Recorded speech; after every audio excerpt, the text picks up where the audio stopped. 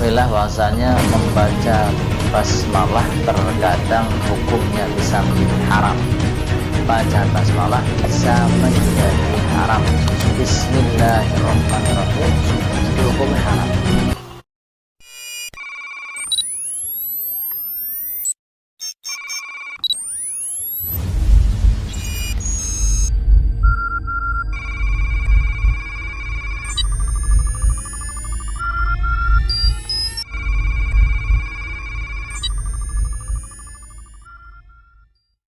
Bismillahirrahmanirrahim. Assalamualaikum warahmatullahi wabarakatuh. Sahabat Al-Ghuraba, santri dua-dua yang dimuliakan Allah Subhanahu wa taala. Ketahuilah bahwasanya membaca basmalah terkadang hukumnya bisa menjadi haram. Bacaan basmalah bisa menjadi haram. Bismillahirrahmanirrahim dihukumnya haram. Gimana? Padahal kita sering membaca Bismillahirrahmanirrahim. Maksudnya tidak semua membaca Bismillah dihukumi dengan bacaan sunnah, wajib ataupun yang lainnya. Tapi memang tergantung daripada situasi dan kondisinya. Kalau dalam kitab Syarah Fathul Qarib atau hasyiahnya, hasyiah Bajuri, ini kitab Hasyiah Al-Alamah Syekh Ibrahim Al-Bajuri, ini hasyiah daripada Syarah Fathul Qarib, matan daripada matan takrib. Ini dijelaskan tentang hukum baca basmalah atau baca Bismillahirrahmanirrahim. Secara kesimpulannya, sebenarnya hukum baca basmalah ini ada 5. Saya baca dalilnya dulu. Bismillahirrahmanirrahim. Wa'lam annal basmalata tusannu ala kulli amrin ribalin ay halin bihaitsu yuhtamu bi syar'an lil haditsil mar.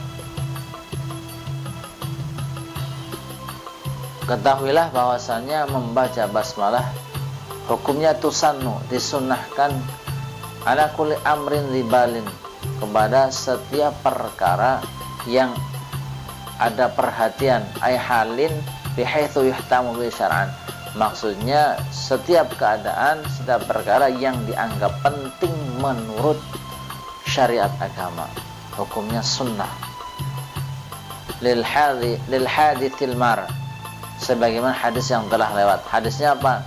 Yang kemarin kita bacakan, yaitu kullu amrin ribalin la yubda'u fihi bismillahirrahmanirrahim fahuwa abtar au ajdam au aqto. Setiap perkara yang di dalamnya ada perhatian atau dianggap penting menurut syariat yang tidak dimulai di dalamnya dengan bismillahirrahmanirrahim, maka akan terputus barokahnya, akan terpotong barokahnya. Apa saja yang dianggap penting dalam perkara agama, contohnya ya di sini kayak mau menulis kitab diawali dengan Bismillahirrahmanirrahim, mau berwudu disunahkan baca Bismillahirrahmanirrahim. Seperti itu maksudnya. Itu hukum yang pertama, bahwa hukum membaca Bismillah adalah sunnah ketika perkara-perkara itu dianggap penting menurut syariat agama. Kemudian yang kedua, wa tuhramu 'alal muharrami lidzatihi kasyurbil khamri. Baca bismillah menjadi haram hukumnya ketika melakukan perkara muharram, perkara-perkara yang diharamkan lidzatihi secara zatnya atau pekerjaannya memang haram. Kasyurbil khamri, sebagaimana contohnya minum khamr atau minum sesuatu yang memabukkan. Ini kan zatnya atau pekerjaannya haram. Minum khamr itu haram. Kemudian dia baca bismillah, Bismillahirrahmanirrahim, minum anggur yang memabukkan, maka membaca bismillahnya ini dihukumi dengan haram. Bahkan dosanya jadi 2, dosa karena minum anggur atau sesuatu yang memabukkan, dan dosa karena bismillah ketika melakukan atau mengerjakan sesuatu yang diharamkan. Hey there. Seperti itu. Subscribe to my channel. Kemudian And also selanjutnya press this bell icon.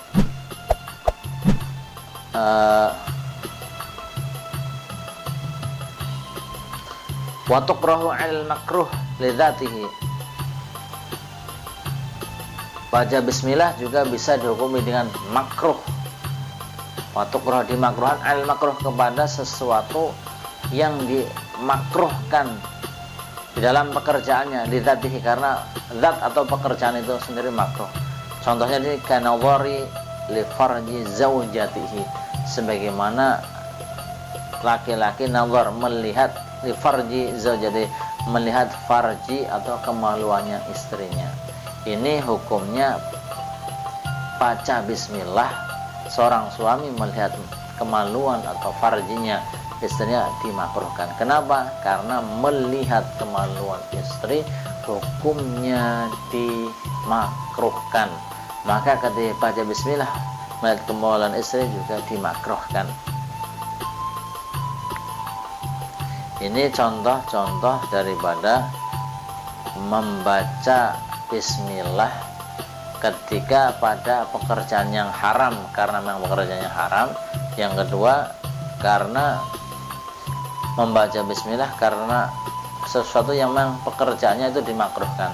Tapi ada hal-hal sesuatu perkara yang mana pekerjaannya aslinya sunnah, tapi ada sesuatu yang lain yang menyebabkan jadi haram ataupun jadi makruh. Contohnya di sini wudu.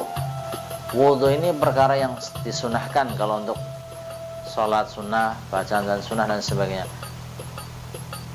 Kalau baca bismillah ketika mau wudu dihukumi dengan baca bismillahnya sunnah. Akan tetapi ketika dia wudu, wudunya menggunakan air ghosab atau air curian, maka membaca bismillahnya ketika itu menjadi baca bismillah yang haram. Kenapa? Karena dia wudu menggunakan air yang dighosab atau air curian. Menjadi haram karena sesuatu yang lain, bukan wudunya yang haram, tapi karena sebab dia menggunakan air wudu curian atau air wudu ghosab milik orang lain tanpa izin. Ataupun yang makruh, tapi makruh bukan karena pekerjaannya makruh, karena ada hal yang lain, misalnya makan bawang. Makan bawang di sini sebenarnya hukumnya makruh itu ketika masih mentah, masih ada baunya. Yang ketika orang lain mencium aromanya menjadi tidak suka. Nah, ini makruh hukumnya. Akan tapi kalau sudah baunya hilang dengan cara digoreng ataupun yang sebagainya, maka hukum makan bawangnya pun akan hilang. Maka baca bismillah ketika makan bawang tidak dihukum makruh lagi, karena hal yang menyebabkan dia makruh yaitu bau bawang itu hilang. Nah, seperti itu. Kemudian selanjutnya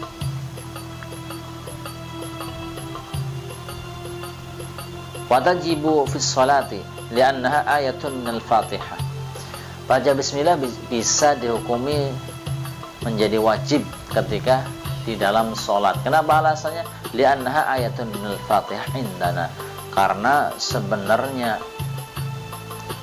basmalah ini termasuk daripada ayat Al-Fatihah, ayat daripada surat Al-Fatihah.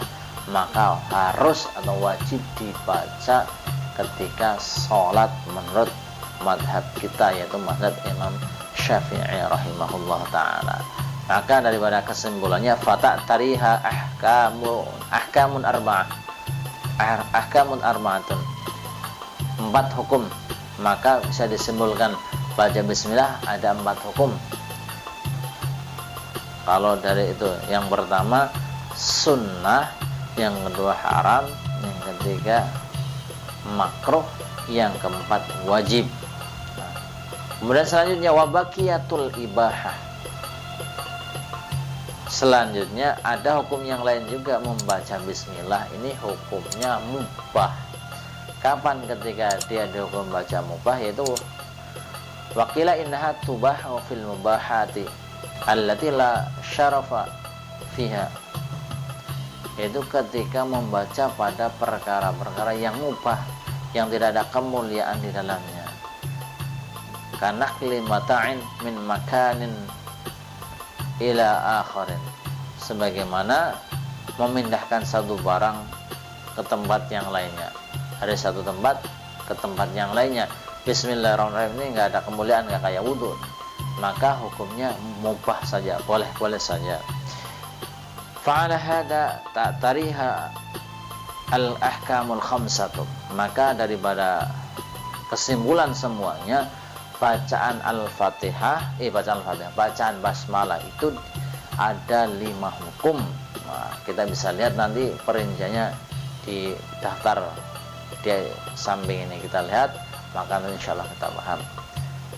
Mungkin itu saja dari saya, video ini saya cukupkan tentang hukum baca bismillah. Semoga bermanfaat untuk kita semuanya dan untuk umat, agar kita membaca bismillah tidak asal baca bismillah, tapi tahu hukumnya. Tak lupa pula saya mohon bantuan dan dukungannya untuk subscribe, like, komen, dan share. Sekian dari saya. Assalamualaikum warahmatullahi wabarakatuh.